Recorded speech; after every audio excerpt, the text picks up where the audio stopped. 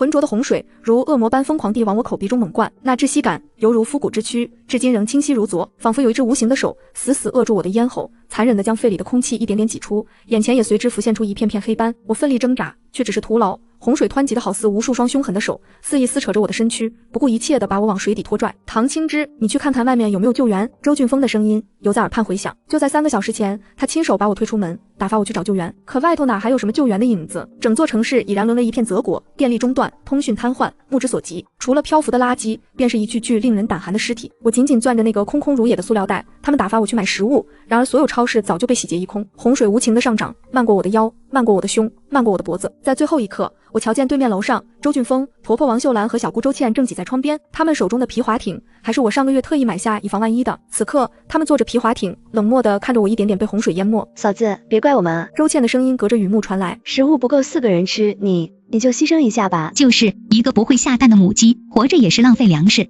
婆婆王秀兰冷哼一声，周俊峰沉默不语，只是冷冷地看着我，那眼神仿佛我只是一个毫无干系的陌生人。最终，洪水彻底漫过我的头顶，黑暗将我无情吞噬。台风海神即将登陆我市，预计未来72小时内将出现持续性强降雨，请市民做好防范准备。我猛地睁开眼，剧烈地喘息着。熟悉的客厅，熟悉的电视声，熟悉到令人作呕的香水味，那是婆婆王秀兰最喜欢的廉价香水。我低头看着自己的手，它们完好无损，白皙纤细，还涂着我最喜欢的豆沙色指甲油。还愣着干什么？还不赶紧把倩倩的行李箱搬进去。婆婆尖锐的声音刺入耳膜，我僵硬地转头，看见她正指挥着周俊峰把一个粉红色的行李箱搬进主卧，我的主卧。而周倩那个暂时借住的小姑子正穿着我的拖鞋，得意洋洋地站在主卧门口，手里还拿着我刚买没多久的真丝睡衣。看什么看？她双手叉腰，下巴高高抬起。这是我哥的家，我想住哪儿就住哪儿，你个外人还不快点帮忙收拾。周俊峰从主卧出来，看见我站在原地没动，眉头立刻皱起来。还傻站着干嘛？倩倩刚失恋，需要好好休息。你那个次卧光线好，让给她住怎么了？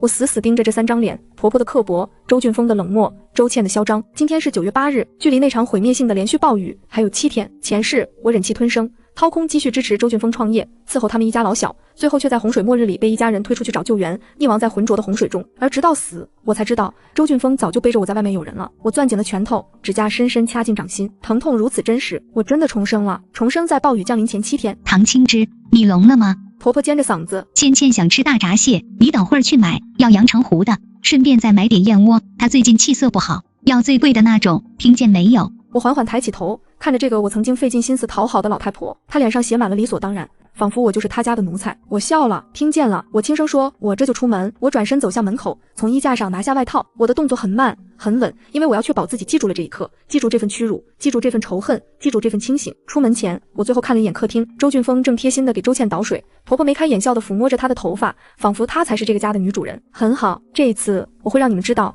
什么叫真正的水域。我关上门，将他们的欢声笑语关在身后。游戏开始了，我轻声说，按下了电梯按钮。走出小区大门的那一刻，我差点腿软跪在地上，不是因为害怕，而是因为激动。阳光照在我脸上，暖的，但我知道这种平静只能维持7天了。我拦了辆出租车，直奔最近的房产中介。你好，请问有什么可以帮您？中介小哥热情地迎上来。卖房。我从包里拿出房产证，临江花园3号楼180-2室，市场价420万，我340万出，要求全款，3天内必须交割。小哥眼睛都亮了。姐，您确定这价格？确定。我打断他，但有一个条件，买家必须在3天内搬进去，原住户我会处理。他犹豫了一下，这个。我冷笑，我老公出轨，带着小三住进我家，房子是我的婚前财产，我有权处置。小哥的表情从犹豫变成了同情，然后是兴奋。我从钱包里抽出5000现金，这是定金，3天内成交，我再给你1万红包。离开中介，我立刻开始下一步，租别墅。我用手机快速搜索着附近的出租信息，很快锁定了一个目标，望山别墅区7号独栋，半山腰位置，带大型地下车库和露台，月租3万。这个别墅区我知道是秦然的产业。秦然，那个退役特种兵，现在开安保公司的男人。前世暴雨来临时，他的别墅区因为地势高，准备充分，成了少数幸存者的聚集地。我拨通了电话。喂，低沉的男声传来，秦先生你好，我想租您望山别墅区的那套7号别墅，我可以一次性付半年租金，但今天下午就要入住。对面沉默了2秒。你很急？对，我老公带着小三住进我家，我想尽快搬出来，而且我觉得最近天气不太正常，想找个地势高的地方。下午3点，别墅区门口见。另外，如果我想对房子做一些改造，比如加固门窗、防水、露台、加装防护网之类的，可以吗？可以。他的声音里带着一丝探究。但你为什么觉得需要这些？直觉，我说女人的直觉。挂了电话，我冲向银行，父母留给我的赔偿金还有180万，加上卖房的钱，足够我打造一座水上堡垒了。出租车停在别墅区门口时，我看见秦然已经等在那里了。他比我想象中还要高大，身高至少185，穿着黑色冲锋衣，眉眼凌厉，右眉角有一道浅疤。唐小姐，他打量着我，你比我想象中年轻。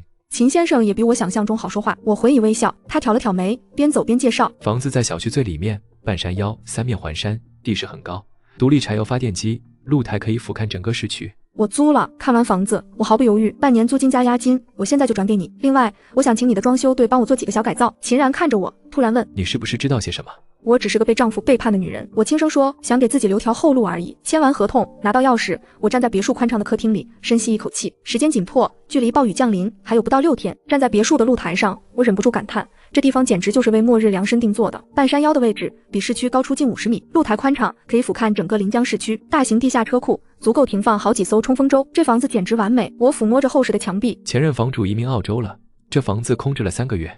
秦然靠在门口，我转身面对他。秦先生，这场雨会远超我们的想象，如果您也有类似的准备，或许我们可以互通有无。我在赌这个男人的敏锐和远见。秦然沉默了很久。我在部队服役时参与过几次抗洪救灾，极端天气往往预示着更大的灾难。但你觉得不够？我接话。对。他点头。你租房子的时候特别强调要今天入住，唐小姐，你到底在怕什么？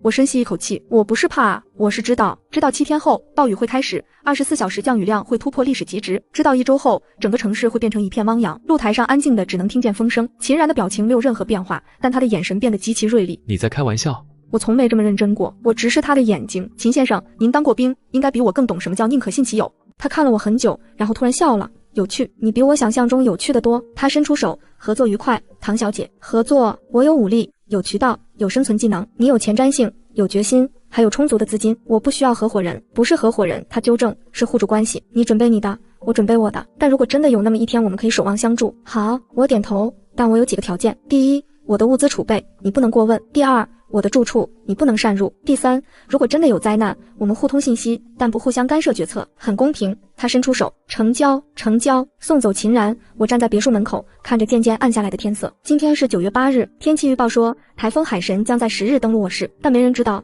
那不是普通的台风，而是一场会持续1个月，让整个城市变成汪洋的超级暴雨。我深吸一口气，拿出手机，是时候开始大采购了。喂，冲锋舟专卖店吗？我要订冲锋舟2艘。你好，户外用品店吗？我要定橡皮艇、船用马达、救生衣。是装修对吗？我想加固门窗防水，露台加装防护网，车库改建船坞，越快越好。夜色降临，我站在别墅的露台上，看着远处城市的灯火。很快，这些灯火会一盏盏熄灭，而我会在这栋堡垒里温暖安全的看着那些伤害过我的人一点点被洪水吞噬。这不是报复，这是正义。9月9日凌晨5点，距离暴雨开始还有5天。我翻身下床，拿着昨晚列好的清单出了门。第一站，户外用品店。老板，冲锋舟2艘，要载重最大的，配船用马达。我拿出银行卡，送到望山别墅区7号。另外，橡皮艇3艘，救生衣20件，防水背包50个。离开户外用品店，我直奔最大的批发市场。米面粮油各来100袋，真空包装的，防潮防霉。速冻食品、罐头、自热食品、巧克力、坚果、牛肉干，桶装水200桶。结账时，我的购物车排成了长龙，收银员目瞪口呆。这些都是您的？对，我刷卡。另外，你们仓库里的存货我全要了。货车一趟趟往返于批发市场和别墅，我的物资堆满了整个地下车库。装修队也到了，在秦然的介绍下，开始给别墅加固门窗防水，露台加装防护网。姐，这防护网，装修队长看着那层厚实的钢丝网，您是准备防什么？防一切。我说，钱不是问题，我要最好的。中午简单吃了碗面，然后继续采购。第二站，医疗器械店，感冒药、退烧药、抗生素、维生素、绷带、消毒液、净水片各来20盒。第三站，电器城，大型净水器2台，滤芯50个，太阳能板20块，储能电池组2组。第四站，五金店，防水胶带、密封胶、塑料布、防水收纳箱、干燥剂、防霉剂各来50份。下午3点。我回到别墅，装修队正在热火朝天的干活，防护网已经装了一半。车库里，冲锋舟和橡皮艇整齐地排列着，旁边堆满了物资。手机震动，是秦冉。听说你今天买了不少东西，整个批发市场都在传。有个疯女人买了2艘冲锋舟和3艘橡皮艇。我坦然承认，你要不要也准备一些？我已经准备了。他说，但我很好奇，你为什么这么确定？秦先生，你相信重生吗？对面沉默了很久，我本来不信，他说，但现在有点信了。夜色降临，我站在别墅的露台上，看着天边飘来的几朵乌云，暴雨就要来了。9月10日，暴雨降临前48小时，我睁开眼睛，第一反应是检查手机上的天气预报。明日凌晨，台风海神将登陆我市，预计24小时降雨量将突破历史极值，就是明天。早餐简单吃了个三明治，我就出了门。第一站，无线电设备店，无线电收发器2台，对讲机20台，无人机2台，要防水带摄像头的。第二站，潜水用品店，潜水装备2套，渔网大型的全要。第三站，书店，关于水上生存、急救护理、机械维修的书，所有实用的书全要。第4站，种子店，蔬菜种子各来10包，特别是耐阴的小白菜、菠菜、豆芽。下午4点。我回到别墅，装修队已经完成了所有改造，防水密封窗、防爆膜、防护网，整个别墅现在看起来像一座小型要塞。秦然站在门口，你买了2台无线电，一台主用，一台备用。末世里，信息就是生命。今晚气温会下降，可能会有阵雨。明天凌晨台风登陆。我说3天后城市低洼区会被淹没。秦然看着我，你变了。第一次见面时，你眼神里有恐惧，现在你的眼神像是经历过地狱的人。我笑了。因为我确实经历过。他递给我一张名片，这是我的联系方式。如果真的像你说的那样，我们可以互相照应。晚上7点，我接到中介的电话，唐小姐，您的房子卖出去了，买家明天上午过户。夜色降临，天空飘起了细雨，这是台风来临前的序曲。我打开电视，新闻里正在播放紧急预警。我笑了，他们还不知道这会是人类历史上最严重的城市洪灾之一，而我已经准备好了。手机震动，是周俊峰用别人的手机发来的短信。唐青之，你去哪了？家里没燃气了，妈让你回来做饭，你在闹什么脾气？快回来！我看着这条短信笑了，然后我将这个号码也拉黑了。窗外雨越下越大，暴雨就要来了。9月11日凌晨3点，我被一阵异样的声音惊醒，雨声不是普通的雨声，而是像千军万马奔腾一样的轰鸣。我走到窗前，暴雨如注，雨水像瀑布一样倾泻而下，远处的街道已经开始积水。我看了看手机，24小时降雨量已经突破100毫米，而且还在持续上升。这只是开始。我走到车库，检查了一下冲锋舟和橡皮艇，都充好气了，随时可以下水。物资也都整理好了，净水设备正常运转，储能电池组满电。我松了口气，回到客厅，壁炉里的火还在燃烧，室内温度显示在24度。监控屏幕上，整个别墅区一片漆黑，除了我这栋别墅，还亮着温暖的灯光。我走到露台，用望远镜观察城市，低洼区已经开始积水，一些车辆被困在路上。手机震动，是秦冉，你还好吗？很好，雨比我想象中更大。这才刚开始，我说3天后你会看到真正的洪水。中午我简单吃了碗热腾腾的面条，刚吃完，手机响了，是一个陌生号码。唐青之，你把房子卖了，买家刚才来收房了，把我们赶出来了，现在我们在酒店，你满意了？满意。我说周俊峰，从现在开始我们没有任何关系了，你把钱给我，那是夫妻共同财产，婚前财产。谢谢。我冷笑，而且你忘了吗？那些钱是我父母的赔偿金。唐青之，你会后悔的。不，周俊峰，我轻声说，后悔的人不会是我。我挂断电话，将这个号码也拉黑了。窗外雨还在下，气温已经降到20度以下，远处的街道已经变成了河流，一些低层建筑的1楼已经被淹没。而周俊峰一家，我看到周俊峰站在窗边，脸色铁青地看着外面的洪水。他知道我莫名其妙卖房子的事了，但这一切都不重要了，重要的是我已经安全了。9月12日暴雨第2天，我醒来时发现雨还在下，没有停的迹象。我走到露台，用望远镜观察城市，水位比昨天高了很多，低洼区的1楼已经完全被淹没，大量市民开始向高处迁移。手机还有信号，但网络已经很卡了。我打开业主群，里面一片混乱。3号楼业主，我家1楼进水了，怎么办啊？5号楼业主，救援队呢？怎么还没来？我冷笑一声，关掉手机。救援，在这种级别的灾难面前，救援力量杯水车薪。中午我正在吃饭，突然听到一阵敲门声。我走到监控前，看到门口站着3个人，一对中年夫妻，带着一个10几岁的孩子，他们穿着湿透的衣服，在雨中瑟瑟发抖。有人吗？我们能不能借个地方避避雨？我没有开门，对不起，我通过对讲机说，我这里也不方便，你们去别处求助吧，求求你了，孩子冻坏了，真的对不起，我硬起心肠，我帮不了你们。男人开始砸门，开门，我知道里面有人，你明明有电。我立刻关掉所有外部照明，拉上遮光帘。下午我接到秦然的电话，你上午遇到麻烦了？你怎么知道？整个别墅区都在传，说你见死不救。他顿了顿，别放在心上，你做得对。我知道，我轻声说，但心里还是不好受，习惯就好。秦然说，这才第2天，后面会更难。挂了电话，我走到车库，拿出一套复合弓，这是我前世从未用过的武器，但现在我必须学会保护自己。晚上我正在吃饭，突然听到一阵急促的敲门声。我走到监控前，看到周俊峰站在门口，他一个人穿着酒店的浴袍，外面套着一件明显不属于自己的雨衣。唐青之，我求你了，开门，倩倩发烧了，酒店停电了。我沉默了很久。周俊峰，你还记得吗？我流产那天下着雨，我求你陪我去医院，你说你有重要的会议。我错了，我真的错了，你救救倩倩吧。周俊峰，你妹妹的命是命，我的命就不是命了吗？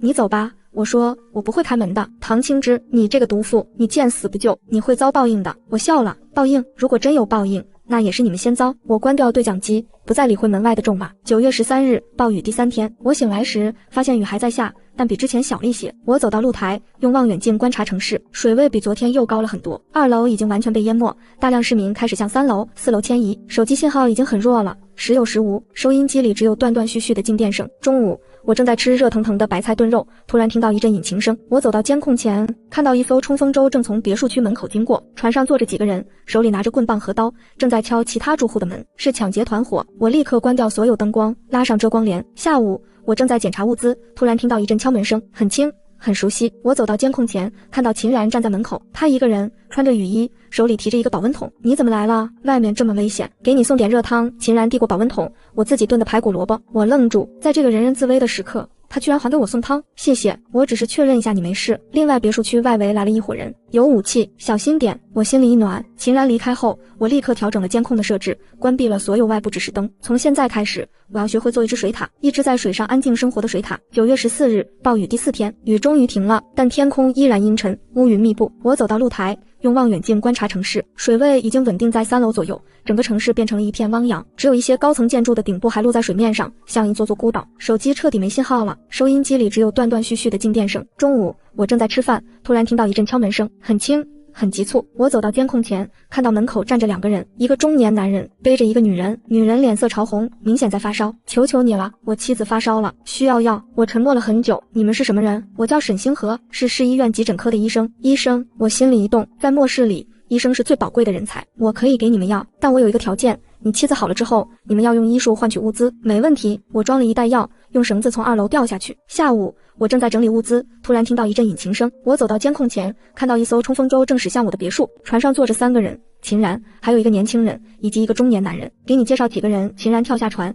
这是陈星野，临江大学计算机系的学生。这是赵铁军，建筑公司的项目经理。我什么时候说收留你们了？现在。秦然说他们都有用，陈星野是计算机高手，赵铁军是工程师。他说的对，我一个人确实撑不了太久，我可以提供一些物资和住处，但你们要听从我的安排。没问题，这是我团队的第1批成员，一个医生，一个工程师，一个计算机高手，还有一个退役特种兵，再加上我，重生先知。9月15日，暴雨第5天，天空终于放晴了，但水位依然维持在3楼左右，整个城市还是一片汪洋。中午，团队第1次正式会议在别墅客厅召开。首先欢迎大家，我说，从现在开始，我们是一个团队，我提供物资和住处，你们贡献技能。第2，我们需要制定规则，物资统一分配，按劳分配，轮流值班，确保24小时有人警戒，任何人不得擅自外出，必须经过我或秦然的同意。第3，我们需要分工，沈星河，你是医生，负责医疗；赵铁军，你是工程师，负责设备维护；陈星野，你是计算机高手，负责恢复通讯；秦然，你负责安保和外出搜寻，我负责总规划和资源分配。下午，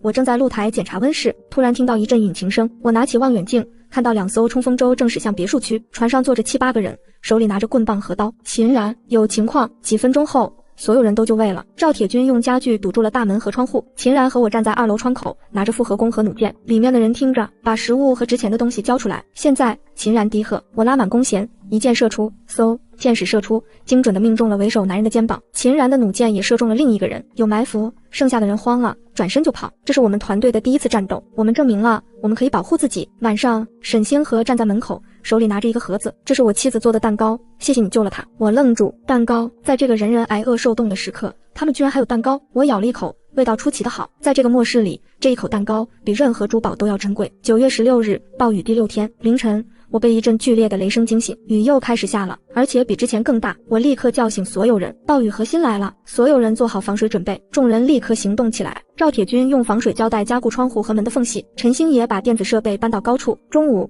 雨势达到顶峰，雨水像瀑布一样倾泻而下，水位以肉眼可见的速度上涨。该死！我咒骂一声，比前世还快。什么？秦然问。没什么，我们必须转移到更高的地方。去哪里？屋顶。赵铁军立刻用防水布和木条在屋顶搭建了一个简易的避难所。我们把最重要的物资搬上去，然后所有人转移到了屋顶。晚上，雨势终于开始减弱，我们安全了。堂姐，我修好了收音机。陈星也兴奋地说，我用一些零件组装了一个简易收音机，虽然信号不太好，但能收到广播。他打开收音机，这里是临江市政府应急广播，暴雨仍在持续，政府还在运作。沈星河惊喜地说，但救援力量有限。我说，我们不能指望他们。9月17日，暴雨第7天，雨终于停了，天空依然阴沉，但至少不再下雨了。秦然，我们得出去搜寻物资。去哪里？附近的便利店和超市。水位上涨，很多物资可能被冲出来了。上午10点，我和秦然乘坐冲锋舟出发了，水面平静，只有偶尔漂浮的垃圾和杂物。那边，我指着一栋半淹没的便利店，那栋楼结构还稳固。我们小心翼翼地进去，开始搜寻罐头、饼干、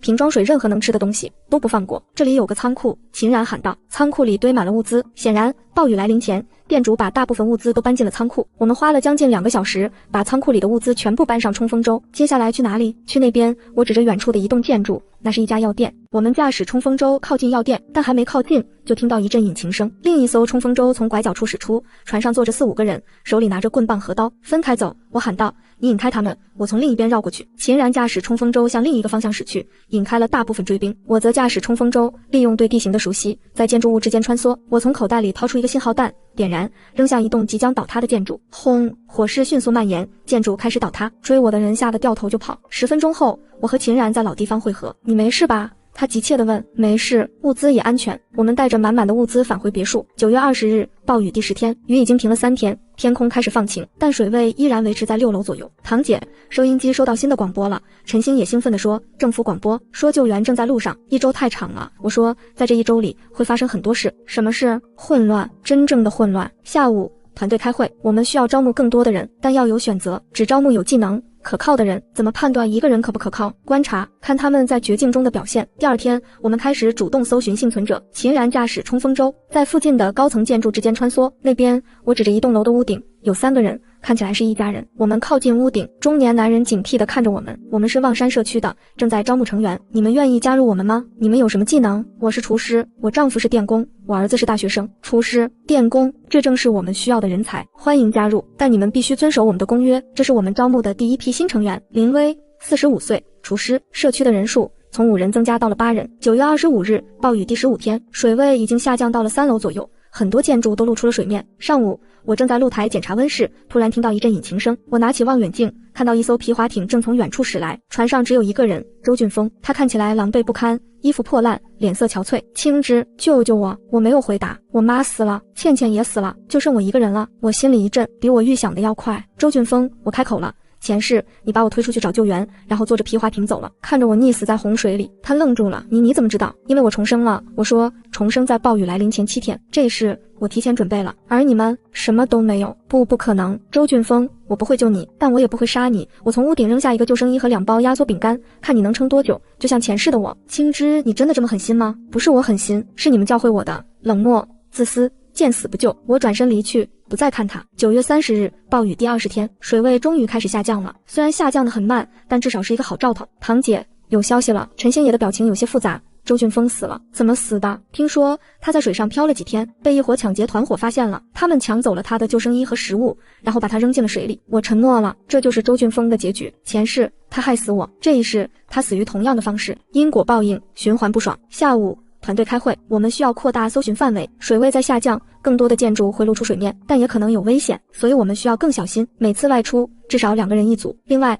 我们需要建立更完善的防御体系。众人散去，各自开始工作。我坐在客厅里，看着窗外的水面。复仇完成了，但我并没有预想中的快感，反而感到一种空虚。唐青之，秦然走过来，你还好吗？还好，只是有点累。等这一切结束，我想请你做我的搭档，我们一起重建这个世界。我看着他，突然笑了。好，等这一切结束。10月10日，暴雨第30天，水位已经下降到了3楼左右，很多建筑都露出了水面，但露出水面的不只是建筑，还有尸体。堂姐，情况不妙。沈星河走进来，脸色凝重。我们有几个人出现了发烧和腹泻的症状，瘟疫，可能是水质被污染了，尸体腐烂，细菌滋生，怎么办？隔离，把生病的人隔离起来，同时加强水质净化，所有人必须喝烧开的水。我走到露台，用望远镜观察城市，远处能看到一些烟雾升起，那是有人在焚烧尸体，防止瘟疫蔓延。唐青之、秦然走过来，有情况。一伙人大约20-30个正在向我们这边靠近，他们有武器，准备防御。所有人就位。几分钟后，所有人都就位了。赵铁军在入口处设置了路障和陷阱，秦然和我站在最前线，拿着复合弓和弩箭。里面的人听着，我们是水龙帮的，把食物和物资交出来。打！秦然说，不能退，战斗开始了。对方人多，但我们有地利。我和秦然站在2楼窗口，用弓箭射击，嗖，